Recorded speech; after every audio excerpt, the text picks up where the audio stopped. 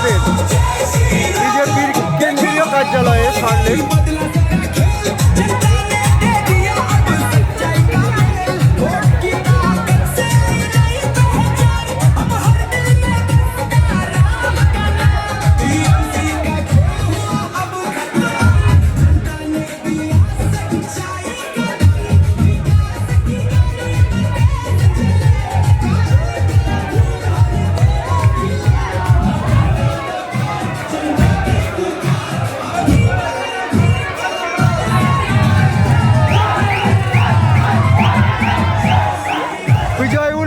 বিজয় উল্লাস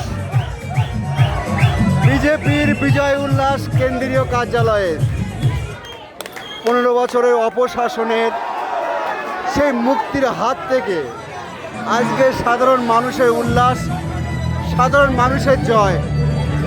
এই জয় সাধারণ মানুষের জয়। আপনারা দেখছেন যে তৃণমূলের গুন্ডারাজ, দুষ্কৃতীরাজ, তোলাবাজ সবার বিরুদ্ধে রায় দিয়েছে এবং তৃণমূল দলটা যে পিসি ভাইপোর কোম্পানিতে পরিণত হয়েছিল, লিমিটেডে পরিণত হয়েছিল এবং প্রত্যেক জেলায় জেলায়, প্রত্যেক ব্লকে ব্লকে, প্রত্যেক পঞ্চায়েতে পঞ্চায়েতে, প্রত্যেক বুথে বুথে একজন করে কর্মচারী রাখা হয়েছিল। সেই কোম্পানির কোনো কমিটি ছিল না, সেই কোম্পানির ছিল কর্মচারী। সেই কর্মচারীদেরকে ঠিকা দেওয়া হয়েছিল সারা বছর ধরে তোলার জন্যে এবং একেবারে গ্রাম স্তর থেকে, বুথ স্তর থেকে রাজ্য স্তরে পর্যন্ত টাকা একেবারে ক্যামাক স্ট্রিট কালীঘাটে আসতো এবং তার যে চেন, যে নেটওয়ার্ক এবং সেই নেটওয়ার্কের যে অত্যাচার, সেই অত্যাচারের বিরুদ্ধে সাধারণ মানুষ এবং বিশেষ করে মহিলা, যে মহিলাকে মমতা ব্যানার্জি বলেছিল যে আমরা লক্ষ্মীর ভাণ্ডার দিয়ে আমরা কিনে রেখেছি, সেই মহিলারাই মমতা ব্যানার্জির বিরুদ্ধে ভোট দিয়ে দেখিয়ে দিয়েছে।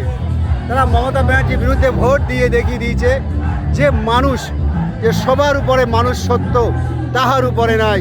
তাই বলবো যে সব সময় জনার্দন, জনতার রায়কে মাথা পেতে নিতে হবে এবং যারা আগামী দিনে আসছে তাদের কাছে আমাদের আবেদন রেডিও সুন্দরবনের পক্ষ থেকে যে আপনারাও মানুষের রায় নিয়ে এসছেন, আপনাদেরকেও কাজ করতে হবে। এই পিসি ভাইপো লিমিটেড কোম্পানির মতো হলে হবে না। এই পিসি ভাইপো যে লিমিটেড কোম্পানি, সেই কোম্পানির যে বিনাশ হয়েছে, পতন হয়েছে, সেই পতনের একেবারে গোড়ার থেকে বীজ সমূলে উপড়ে ধ্বংস করতে হবে। এটাই আগামী দিনের ভবিষ্যৎ এবং লক্ষ্য হওয়া দরকার। কারণ শয়তানের যে বিনাশ, সেই বিনাশ করেছে সাধারণ মানুষ, বাংলার নারী শক্তি, এবং সেই বাংলার নারী শক্তিকে আমাদের সম্মান দিতে হবে। আপনারা আমাদের পাশে থাকুন, সাথে থাকুন। রেডিও সুন্দরবন 91.2 FM প্রথম দিন থেকে ছিল এই নির্বাচনে, প্রথম দিন থেকে ছিল, আজও আছে, ভবিষ্যতে থাকবে।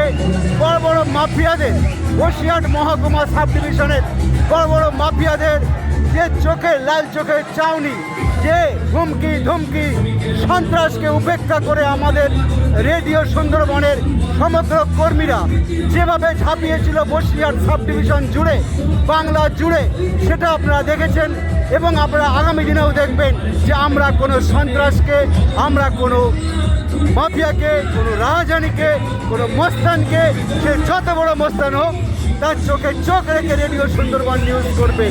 আপনারা পাশে থাকুন, সাথে থাকুন। রেডিও সুন্দরবন আপনাদের পাশে এবং সাথে আছে।